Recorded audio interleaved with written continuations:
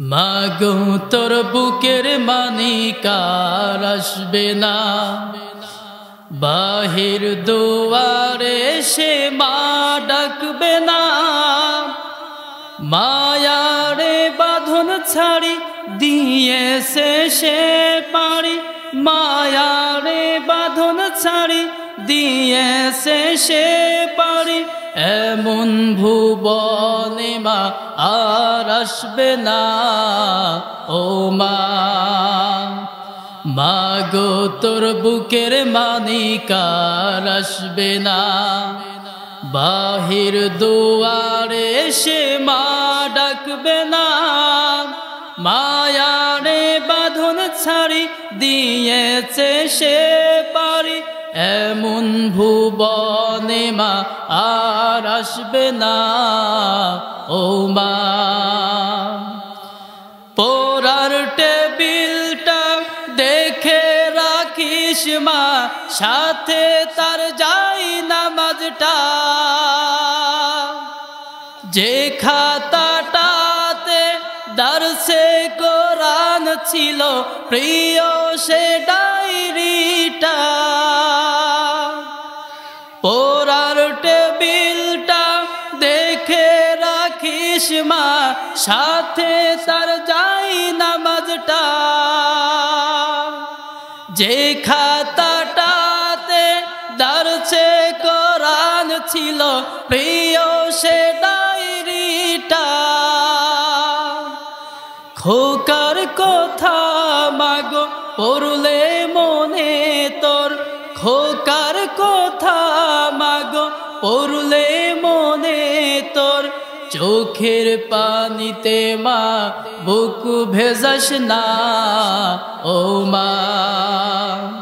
মাগো তোর বুকের মানিকার আসবে না।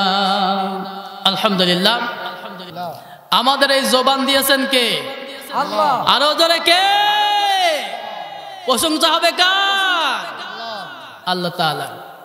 আল্লাহ তাআলা বলতেছেন, ওয়া ইন তাউদ্দু নি'মাতাল্লাহি লা তুহসুহা।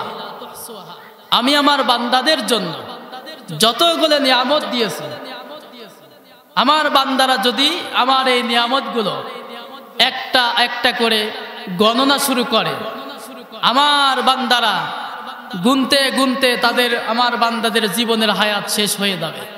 কিন্তু আমি আমার যে বান্দাদের নিয়ামতগুলো দিয়েছি, সেই নিয়ামতগুলো গুনে শেষ করতে পারবে? পারবে না। আমি মূল আলোচনায় চলে যাব, যেহেতু সময় খুব কম। আমাদের মাঝখানে আলোচক আছে, সুন্দর সুন্দর কথা তারা শোনাবেন। আমরা প্রতিটা নামাজে, প্রতিটা ওয়াক্তে, প্রতিটা রাকাতে আমরা বলি ইহদিনাস সিরাতাল মুস্তাকিম। বলি কি বলি না? জোরে বলেন। আমরা বলি ইহদিনাস সিরাতাল মুস্তাকিম। আয় আল্লাহ, একটা রাস্তা চাই। কয়টা? আরো জোরে কয়টা? একটা রাস্তা চাই, সহজ সরল সঠিক একটা পথ চাই। সেই পথটা চাই যে পথ হচ্ছে নিয়ামত প্রাপ্তদের পথ। জোরে বলেন আল্লাহু আকবার। প্রত্যেকটা নামাজে, প্রত্যেকটা রাকাতে সূরাতুল ফাতিহার মধ্যে আমরা প্রতিটা দিন বলতেছি ইহদিনাস সিরাতাল মুস্তাকিম সিরাতাল্লাযীনা আনআমতা আলাইহিম। জোরে বলুন আল্লাহু আকবার। আমরা প্রত্যেকটা নামাজে, প্রতিটা রাকাতে আল্লাহর কাছে বলছি, ওগো আল্লাহ, আমাকে একটা রাস্তা দাও। কয়টা? আরো জোরে কয়টা? সহজ সরল সঠিক একটি পথ দাও। সেই পথটা চাই, যেই পথ হচ্ছে নিয়ামত প্রাপ্তদের পথ, যেই পথ হচ্ছে অনুগ্রহ প্রাপ্তদের পথ। জোরে বলেন সুবহানাল্লাহ। পথ দেখানোর মালিক একজন, তিনি কে? আল্লাহ। আরো জোরে কে? আল্লাহ তাআলা বলতেছেন, ওয়া আলাল্লাহি কসদুস সাবিলি ওয়া মিনহা জাইরুন ওয়ালাউ শাআ লাহাদাকুম আজমাইন। আল্লাহ আল্লাহ তাআলা বলতেছেন সহজ সরল সঠিক পথ দেখানোর মালিক আমি একজন, সে কে? তিনি কে? আল্লাহ তাআলা। আল্লাহ তাআলা পথ দেখাচ্ছেন। অন্য আয়াতে আল্লাহ তাআলা বলতেছেন ওয়া নি'বুদুনি হাযা সিরাতাম মুস্তাকিম। আল্লাহ তাআলা বলতেছেন সহজ সরল সঠিক পথ হলো আমার ইবাদত করা, আমার দাসত্ব করা, আমার গোলামি করা। যেই পথ হলো সহজ সরল সঠিক পথ, সেই পথ হচ্ছে শুধুমাত্র আমার গোলামি করা। কার? আল্লাহ তাআলা গোলামি করা।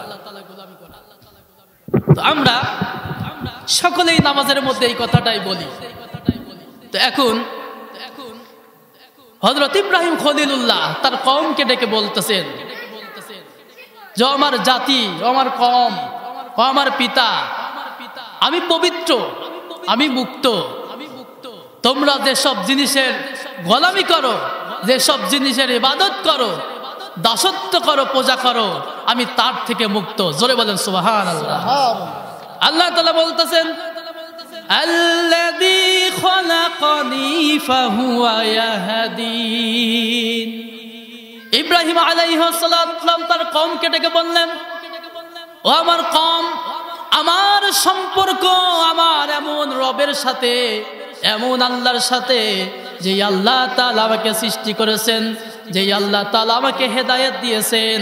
ওয়াল্লাযী হুয়া নুতঈমুনি ওয়া ইয়াসকিন।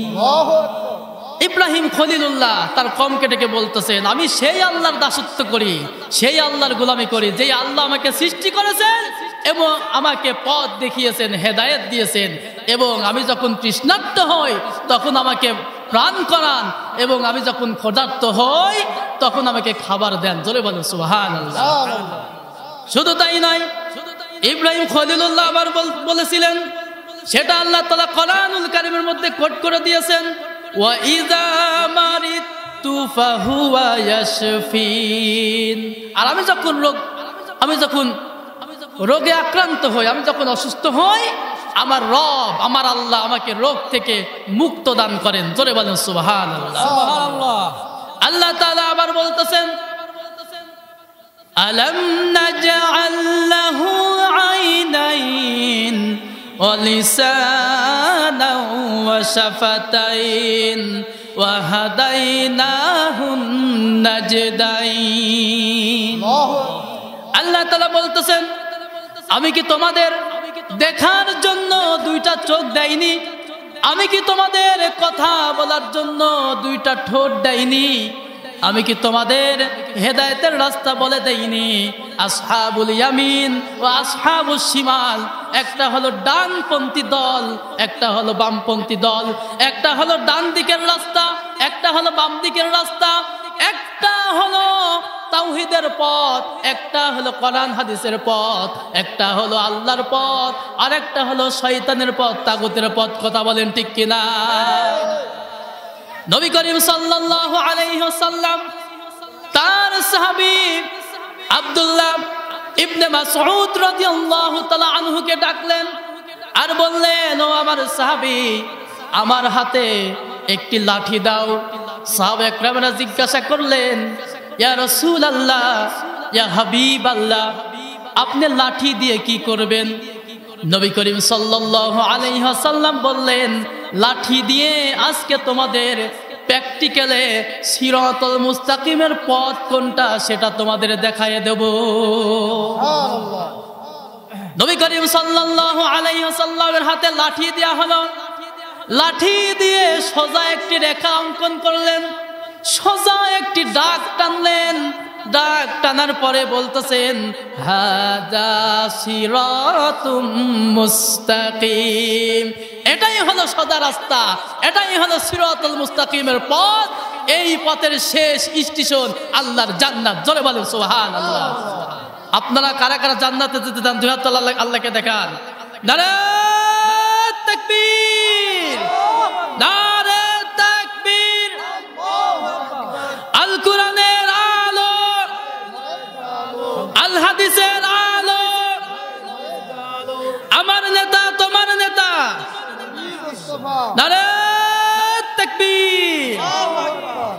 নবী করিম সাল্লাল্লাহু আলাইহি ওয়াসাল্লাম বললেন, এই রাস্তার শেষ স্টেশন যেটা, সেই জায়গা হলো আল্লাহর জান্নাত। নবী করিম সাল্লাল্লাহু আলাইহি ওয়াসাল্লাম ওই রেখার সঙ্গে, ওই দাগের সঙ্গে ডান দিক থেকে 3টা আঁকাবাঁকা রেখা টানলেন, বাম দিক থেকে 3টা আঁকাবাঁকা রেখা টানলেন। আর নবী করিম সাল্লাল্লাহু আলাইহি ওয়াসাল্লাম বললেন, এই যে আঁকাবাঁকা ডান দিক থেকে 3টা বক্ররেখা আমি টানলাম, বাম দিক থেকে 3টা বক্ররেখা আমি টানলাম, প্রত্যেকটা রাস্তার মাথায় এক একটা শয়তান, এক একটা ভণ্ড বসে আছে। কথা বলেন ঠিক কিনা?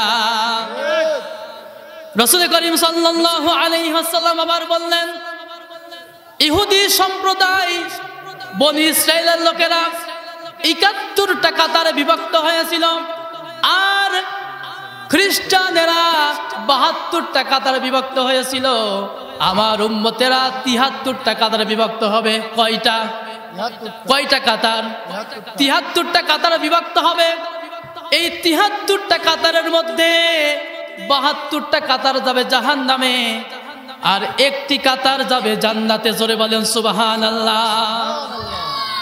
সাহাবায়ে কেরাম রাসূলকে বললেন, ইয়া রাসূলুল্লাহ, ইয়া হাবিবাল্লাহ, সেই কাতারটা কারা, সেই দলটা কারা, আমাদেরকে কি একটু চিনাইয়ে দেবেন না? বিশ্ব নবী জনাবে মুহাম্মদুর রাসূলুল্লাহ সাল্লাল্লাহু আলাইহি ওয়াসাল্লাম বললেন, সেই একটি দল হলো তারা, সেই একটি কাতার হলো তারা, যাদের জীবন মা আনা আলাইহি ওয়া আসহাবি, যাদের জীবন আমি রাসূলের সঙ্গে মিলে যাবে এবং যাদের চলার গতি আমার সাহাবীদের সঙ্গে মিলে যাবে, তারাই হলো এক কাতারের লোক, জান্নাতি। জোরে বলেন সুবহানাল্লাহ। নামাজের মধ্যে আমরা বলতেছি, সিরাতাল্লাযীনা আন'আমতা আলাইহিম, ওগো আল্লাহ আমাদের সেই পথটা দেখাও যেই পথ হলো অনুগ্রহ প্রাপ্তদের পথ। জোরে বলেন সুবহানাল্লাহ। নামাজের মধ্যে আমরা বলতেছি, ওগো আল্লাহ আমাকে নিয়ামত প্রাপ্তদের পথ দেখাও, অনুগ্রহ প্রাপ্ত তোমাদের পক্ষ থেকে যারা নিয়ামত পেয়েছে, যারা অনুগ্রহ পেয়েছে, তাদের পথ আল্লাহ আমাদেরকে দেখায় দাও। এখন অনুগ্রহ প্রাপ্ত কারা? কারা নিয়ামত প্রাপ্ত আল্লাহর পক্ষ থেকে? কারা নিয়ামত পেয়েছিল?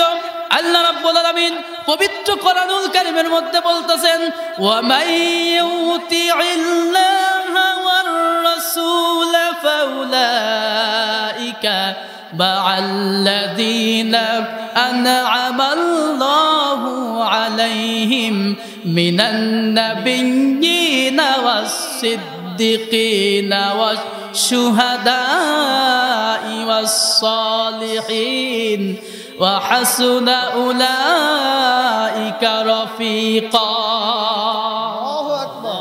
আল্লাহ তাআলা বলতেছেন, যারা আমার আনুগত্যকে স্বীকার করে নিল, যারা আমার রাসূলের আনুগত্যকে গ্রহণ করে নিল, তারা নিয়ামত প্রাপ্তদের সঙ্গী হয়ে গেল, তারা অনুগ্রহ প্রাপ্তদের সঙ্গী হয়ে গেল। সুবহানাল্লাহ। অনুগ্রহ প্রাপ্ত হলো নবিয়্যিন, সিদ্দিকিন, শুহাদা, সালিহিন। জোরে বলেন সুবহানাল্লাহ। এখন নবী কারা? নবী যারা মাসুম, যারা বেগুনাহ। নবীরা হচ্ছে কেন বেগুনাহ, তাদের কোনো ভুল নাই, তাদের কোনো গুনাহ নাই, আল্লাহর পক্ষ থেকে তারা ওহীপ্রাপ্ত। জোরে বলেন সুবহানাল্লাহ। সিদ্দিক কারা? সিদ্দিকিন, যারা সত্যবাদী, যারা আল্লাহর বিধানকে জানার পরে বিনা দ্বিধায় আল্লাহর সত্যকে মেনে নেয়, এরাই হলো সিদ্দিকিন। জোরে বলেন সুবহানাল্লাহ। নবী করিম সাল্লাল্লাহু আলাইহি ওয়াসাল্লাম মিরাজ থেকে ফিরে আসলেন। আসার পরে কাবা ঘরের মধ্যে বসে আছেন। হঠাৎ করে আবু জেহেল কাবা ঘরের মধ্যে প্রবেশ করলেন আর বললেন, মুহাম্মদ তুমি তো প্রতিদিনই নতুন নতুন কিছু কথা শোনাও, আজকে কি তোমার কাছে নতুন নতুন কোনো কথা আছে নাকি? নবী করিম সাল্লাল্লাহু আলাইহি ওয়াসাল্লাম বললেন, হ্যাঁ অবশ্যই আছে। কি কথা বলো? নবী করিম সাল্লাল্লাহু আলাইহি ওয়াসাল্লাম বলতেছেন, শেষ রাত্রে আমার কাছে জিবরাইল আমিন আসলেন। আসার পরে আমাকে জেরুজালেমে নিয়ে গেলেন। সেখানে গিয়ে বাইতুল মুকাদ্দাসে নামাজ আদায় করলাম। সেখান থেকে মহাকাশ পাড়ি দিলাম। সিদরাতুল মুনতাহায় গেলাম, আরশ মহল্লা ভ্রমণ করলাম, আরশে আজিম ভ্রমণ করলাম, আল্লাহর সঙ্গে কথা কইলাম, জান্নাত জাহান্নাম ঘুরলাম, এরপরে এসে নামাজ পড়লাম, এখন তোমার সঙ্গে যে কথা বলছি। সুবহানাল্লাহ। আবু জেহেল মনে মনে চিন্তা করতেছেন, এতদিন মুহাম্মাদের তো পাগল মনে করতাম, এখন মনে হয় পুরা মাথায় পাগল হয়ে গেছে। নাউজুবিল্লাহ বলেন। আবু জেহেল রাসূলকে বলতেছেন, মুহাম্মদ তুমি আমাকে যেই কথা শোনালে সেই কথা কি আমি মানুষের মাঝে প্রচার করতে পারি, বলবো? বিশ্ব নবী বলতেছেন, হ্যাঁ অবশ্যই বলো। আবু জেহেল সরাসরি চলে গেল সর্বপ্রথম আবু বকরের কাছে। সুবহানাল্লাহ। আবু বকরের কাছে গিয়ে বলতেছেন, আবু বকর মুহাম্মদ তো এই কথা বলছে, তোমার কি এটা বিশ্বাস হয়? আবু বকর রাদিয়াল্লাহু তাআলা আনহু আবু জেহেলকে বলতেছেন, আবু জেহেল রাসূল কি এইভাবেই বলেছেন? তুমি আমার কাছে যে কথা বর্ণনা করলে এই রকমই কি বলেছেন? আবু জেহেল বলতেছেন, হ্যাঁ মুহাম্মদ আমার কাছে একই রকম বলেছেন। আবু বকর সিদ্দিক রাদিয়াল্লাহু তাআলা আনহু বলতেছেন, রাসূল যা বলেছেন সেটা সত্য বলেছেন। সুবহানাল্লাহ। আবু বকর রাদিয়াল্লাহু তাআলা আনহু রাসূলের কাছে গেলেন, যাওয়ার পরে বলতেছেন, ইয়া রাসূলুল্লাহ, ইয়া হাবিবাল্লাহ, আপনি কি আবু জেহেলের কাছে এই কথা বলেছেন? নবী করিম সাল্লাল্লাহু আলাইহি ওয়াসাল্লাম বলতেছেন, অবশ্যই আমি এই কথা বলেছি। আবু বকর বলতেছেন, ইয়া রাসূলুল্লাহ, ইয়া হাবিবাল্লাহ, আপনি যা যা বলেছেন সব কিছু সত্য বলেছেন, সঠিক বলেছেন, এর মধ্যে কোনো ভুল নাই, কোনো ভেজাল নাই। সুবহানাল্লাহ। আল্লাহ রাসূল বলতেছেন, আবু বকর তোমার নামাজকে থেকে আবু বকর নয়, তোমার নামাজকে থেকে আবু বকর সিদ্দিক। সুবহানাল্লাহ। এরা হলো সত্যবাদী সিদ্দিকিন। এরা কারা? সিদ্দিকিন যারা আল্লাহর সত্যকে যারা মিথ্যা প্রতিপন্ন করে, এরা হলো কাফের। কাফের কাফের কথা বলেন ঠিক কিনা? আল্লাহ তাআলা বলতেছেন, ফাসিরু ফিল আরদি, ভ্রমণ করো, ফিল আরদি পৃথিবী, ফানজুর চিন্তা করো, গবেষণা করো, ফাকাই ফাকানা আকিবাতুল মুকাজ্জিবিন, যারা আল্লাহর সত্যকে মিথ্যা প্রতিপন্ন করেছিল, আমি আল্লাহর সঙ্গে তাদের সাথে কেমন আচরণ করেছি, কেমন ব্যবহার করেছি, দুনিয়া ঘোরো আর দেখো। আল্লাহু আকবার। তার বাস্তব প্রমাণ হলো ফেরাউনের লাশ, ঠিক কিনা? ফেরাউন আল্লাহর সত্যকে মিথ্যা প্রতিপন্ন করার কারণে তাকে দুনিয়া থেকে বিদায় হয়েছে, সুটকি বানায় আল্লাহ তাআলা নিদর্শন হিসেবে রেখে দিয়েছে দুনিয়াতে। কথা বলেন ঠিক কিনা? যে স্বৈরাচার জালেমেরা যারা দুনিয়ার মুখে মাথাচাড়া দিয়ে উঠবে, এই ফেরাউনের লাশ দেখে দেখে যারা শিক্ষা নেবে। কথা বলেন ঠিক কিনা? অনুগ্রহপ্রাপ্তদের পথ আমরা চাই আল্লাহর কাছে। নবীরা হলো অনুগ্রহপ্রাপ্ত, সিদ্দিকিন যারা সত্যবাদী যারা, তারা হলো অনুগ্রহপ্রাপ্ত। যারা নিয়ামত প্রাপ্ত, অনুগ্রহ প্রাপ্ত, তাদের মধ্যে আরেক শ্রেণী হলো যারা সুহাদা, শহীদগণ। সুবহানাল্লাহ। যারা আল্লাহর দ্বীনের জন্য, কোরআনের জন্য, দ্বীন প্রতিষ্ঠার জন্য বুকের তাজা রক্ত রাজপথে ঢেলে দেয়, শাহাদত বরণ করে, আল্লাহর জন্য তাদের জীবনটা বিলিয়ে দেয়, তারা হলো শহীদ। সুবহানাল্লাহ বলেন। রাসূলের একজন সাহাবী, অন্ধ সাহাবী, রাসূলের কাছে এসে বলতেছেন, ইয়া রাসূলুল্লাহ, ইয়া হাবিবাল্লাহ। সরি, অন্ধ সাহাবী না, কালো একজন সাহাবী। কি সাহাবী? কালো একজন সাহাবী রাসূলের কাছে এসে বলতেছেন, ইয়া রাসূলুল্লাহ, ইয়া হাবিবাল্লাহ, আমার তো বিয়ে হয় না। কেন তোমার বিয়ে হয় না? ওই সাহাবী বলতেছেন, কারণ আমি কালো, আমাকে কেউ পছন্দ করে না। নবী করিম সাল্লাল্লাহু আলাইহি ওয়াসাল্লাম ওই সাদ রাদিয়াল্লাহু তাআলা আনহুকে বলতেছেন, কালো সাহাবীকে বলতেছেন, ও সাদ রে, আমি তোমার জন্য দোয়া করে দিলাম, মদিনার সব থেকে সুন্দরী রমণী, সুন্দরী নারীর সঙ্গে তোমার বিয়ে হয়ে যাবে। কালো সাহাবী রাসূলকে বলতেছেন, ইয়া রাসূলুল্লাহ, ইয়া হাবিবাল্লাহ, সেই ঠিকানাটা বলে দিন, এই মেয়েটার বাড়ি কোথায়, কার মেয়ে, একটু ঠিকানাটা বলে দেন। তখন নবী করিম সাল্লাল্লাহু আলাইহি সাল্লাম বললেন যে অমুকের বাড়ি চলে যাও, সেখানে গিয়ে আমার কথা বলো। সাদ রাদিয়াল্লাহু তাআলা আনহু বলতেছেন, ইয়া রাসূলুল্লাহ, ইয়া হাবিবাল্লাহ, আপনি একটু লিখিত করে দেন, একটু সিটি করে দেন, সিটি প্রস্তুত করে দেন, একটু সিল মেরে দেন। সুবহানাল্লাহ বলেন। সুবহানাল্লাহ। নবী করিম সাল্লাল্লাহু আলাইহি ওয়াসাল্লাম একটি সিটি প্রস্তুত করলেন। সই করে দিলেন, সিল মেরে দিলেন। সিটি কানা নিয়ে একবারে মেয়ের বাবার কাছে হাজির হয়ে গেল। আর যাওয়ার পরে সিটিখানা মেয়ের বাবার হাতে দিয়ে বলতেছেন, এই যে সিটিখানা নাও, বিয়ের ব্যবস্থা করো। সুবহানাল্লাহ। যখনই মেয়ের বাবা সিটি পেয়েছেন, দেখতেছেন যে রসুলের সিল মারা সিটি কিন্তু রসুল করিম সাল্লাল্লাহু আলাইহি ওয়াসাল্লাম লিখেছেন। তিনি সিটি পেয়ে মনে মনে চিন্তা করতেছেন, আহারে আমার মেয়ের জন্য নবী করিম সাল্লাল্লাহু আলাইহি ওয়াসাল্লাম ভাবেন এর থেকে সৌভাগ্য আর কিছু হতে পারে না। আমার মেয়ের জন্য রসুল চিন্তা করেন। সুবহানাল্লাহ। মেয়ের বাবা বলতেছেন, ও সাদ, তুমি তো কালো, আমার কোনো আপত্তি নাই, আমার কোনো কেলেম নাই, আমার কোনো দ্বিধা নাই, আপত্তি নাই, আমি তোমার সঙ্গে আমার মেয়েকে বিয়ে দেব। কিন্তু আমার মেয়েটা তো অনেক সুন্দরী, অনেক রূপসী, আমার মেয়ে যদি তোমাকে পছন্দ করে অবশ্যই তোমার সঙ্গে বিয়ে হবে। তবে আমার মেয়েকে যদি আমি একটি কথা বলি, এই ছেলেকেই তোমার বিয়ে করা লাগবে, আমার মেয়ে আমার কথার অবাধ্য হবে না। কথা বলেন ঠিক কিনা? এখনকার বাবারা যদি মেয়ের জন্য ছেলে দেখে, বলে যে বাবা ছেলে কেমন, যদি বলে কালো, মুখে দাড়ি, আর বলে বাবা তোমার তো রুচি নাই, তো চাচা হয়ে গেছে, ঠিক কিনা? বলে কি বলে না? মেয়ের বাবা যখন এই কথা বলতেছেন, আমার মেয়ের কাছ থেকে পারমিশন নিয়ে আসি, শুনে আসি। মেয়ে পাশেই দাঁড়িয়েছিল। ওই মেয়ে বাবাকে বলতেছেন, বাবা সিদ্ধান্ত নিতে ভুল করেন কেন? যেই ছেলেকে আল্লাহর নবী পছন্দ করেছেন আমার জন্য, সেই ছেলেই হবে আমার স্বামী। মেয়ের বাবা সাদকে বললেন, ঠিক আছে আজকেই বিয়ে হবে। কবে? আজকেই বিয়ে হবে। ওই কালো সাহাবী সাদ রাদিয়াল্লাহু তাআলা আনহু তার খুশি দেখে কে দৌড় মেরে রাসূলের কাছে চলে গেলেন। ইয়া রাসূলুল্লাহ, ইয়া হাবিবাল্লাহ, আজকে আমি তো অনেক বড় খুশি, অনেক বড় আনন্দিত, আমি সাকসেস, আমি সফল, আমার আজকে বিয়ে হবে। মেয়েও রাজি, মেয়ের বাপ রাজি, আমি তো আগেই রাজি, বিয়ের ব্যবস্থা করেন। নবী করিম সাল্লাল্লাহু আলাইহি ওয়াসাল্লাম বললেন, ও সাদ তুমি বিয়ে করবা, টাকা আছে নাকি? কি আছে নাকি? টাকা আছে নাকি? সাদ রাদিয়াল্লাহু তাআলা আনহু রাসূলকে বলতেছেন, ইয়া রাসূলুল্লাহ, ইয়া হাবিবাল্লাহ, টাকার ড্রাইভার, টাকার কথা যদি আমাকে বলেন তাহলে আমার কোনোদিন বিয়েই হবে না, আমি টাকা পাবো কোথায়? সুবহানাল্লাহ। ইয়া রাসূলুল্লাহ, ইয়া হাবিবাল্লাহ, টাকার ব্যবস্থা আপনিই করে দেন। সুবহানাল্লাহ বলেন। নবী করিম সাল্লাল্লাহু আলাইহি ওয়াসাল্লাম হযরত ওসমানকে বললেন, ওসমান তুমি 200 দিরহাম দাও। নোমানকে বললেন, নোমান তুমি 200 দিরহাম দাও। কয়শো দিরহাম হলো? আরো ধরে কয়শো? এই 400 দিরহাম নিয়ে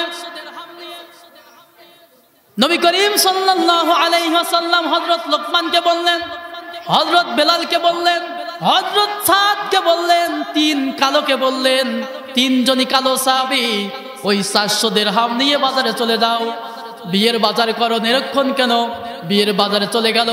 বাজার যখন করবে, হঠাৎ করে সাদের কানে খবর আসলো, সাদরে বিয়ের তো বাজার করতে এসেছো, জিহাদের ময়দানের ডাক এসেছে, তুমি কি জানো নাকি?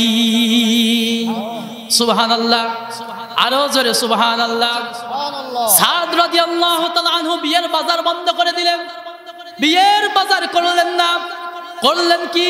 ওই বিয়ের বাজারের টাকা দিয়ে কি করলেন? তরবারি কিনলেন, ঘোড়া কিনলেন, ঢাল কিনলেন, জিহাদের ময়দানে ঝাঁপিয়ে পড়লেন।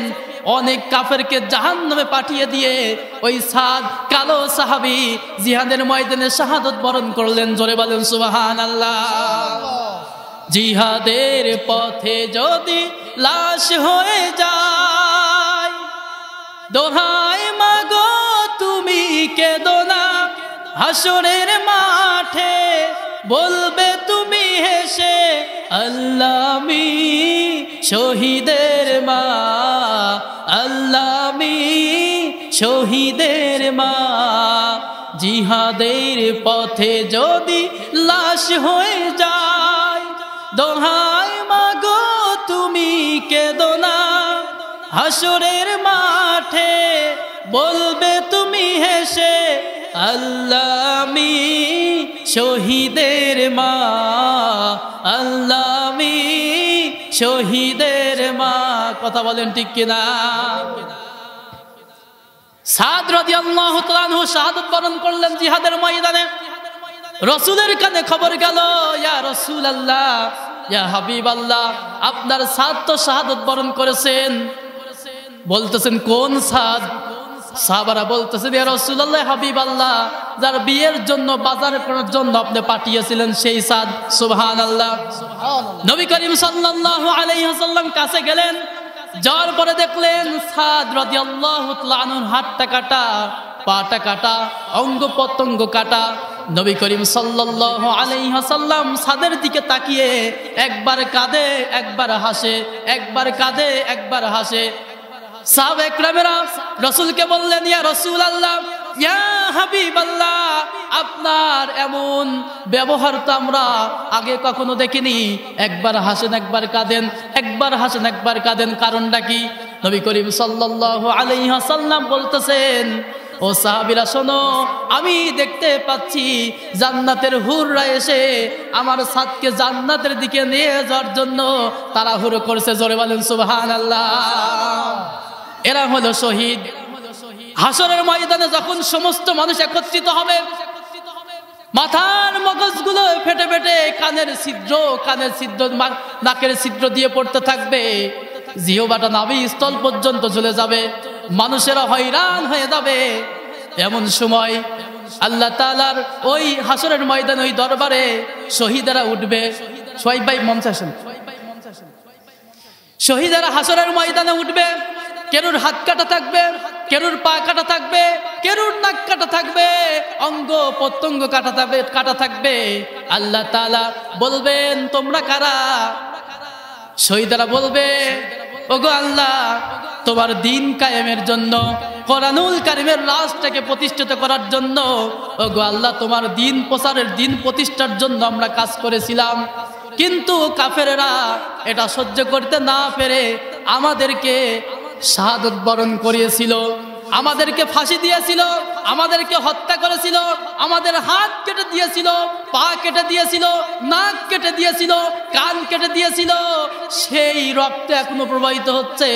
আমার আল্লাহ তাআলা বলবেন, ও শহীদগণ, আমার দিনের জন্য, কোরআনের জন্য তোমরা যে স্যাক্রিফাইস করেছো, আমার দিনের জন্য তোমাদের জীবনটা উৎসর্গ করে দিয়েছো, ও শহীদরা শোনো, আজকে তোমাদের বিনা বিচারে, বিনা হিসাবে তোমাদেরকে আমি জান্নাত দিয়ে দিলাম, এবং যেই দরজা দিয়ে তোমাদের পছন্দ হয় সেই দরজা দিয়ে আজকে তোমরা জান্নাতে চলে যাও। এরা হলো শহীদ। তাহলে নিয়ামত প্রাপ্ত বান্দা চার শ্রেণী। কয় শ্রেণী? নাবিয়্যিন, সিদ্দিকিন, শুহাদা, সালিহিন। সালিহিন বান্দা কারা? যারা সৎ কাজের আদেশ দেয়, অসৎ কাজের বাধা প্রদান করে। আল্লাহ তাআলা পবিত্র কোরআনুল কারীমের মধ্যে বলতেছেন, ইন্নাল্লাযীনা আমানু ওয়া আমিলুস সালিহাতি কানাত লাহুম জান্নাতুল ফিরদাউসি নুজুলা। আল্লাহ তাআলা বলতেছেন, যারা ঈমান আনে এবং নেক আমল করে তাদের জন্য আমি আল্লাহ তাআলা জান্নাতুল ফিরদাউস, সব থেকে শ্রেষ্ঠ জান্নাত, 1 নম্বর জান্নাত জান্নাতুল ফিরদাউস আমি তাদের জন্য সাজিয়ে রেখেছি। মেহমানদারি করার জন্য আমি তাদের জন্য জান্নাতুল ফিরদাউস সাজিয়ে রেখেছি। সুবহানাল্লাহ। পূর্বে যখন আমাদের বিশ্ব নবী জনাবে মুহাম্মদ রাসূলুল্লাহ সাল্লাল্লাহু আলাইহি সাল্লাম ১৫০০ বছর আগে যখন কালেমার দাওয়াত দেওয়া শুরু করলেন, রাসূলকে পাগল বলেছিল, জাদুকর বলেছিল, গণক বলেছিল, মিথ্যাবাদী বলেছিল। কথা বলেন ঠিক কিনা? তারা মনে করেছিল আবু জেহেল, আবু লাহাব, উতবা, সাইবা, এরা মনে করেছিল তাদের মুখের ফুৎকার দিয়ে কোরআনের আলো, দ্বীনের আলো নিভিয়ে দিতে পেরেছে? জোরে বলেন, পেরেছে? পারি নাই। আল্লাহ তাআলা পবিত্র কোরআনুল কারীমের মধ্যে বলতেছেন, ইউরিদুনা লিয়ুতফিউ নূরাল্লাহি বিআফওয়াহিহিম ওয়াল্লাহু মুতিম্মু নূরিহি ওয়ালাউ কারিহাল কাফিরুন।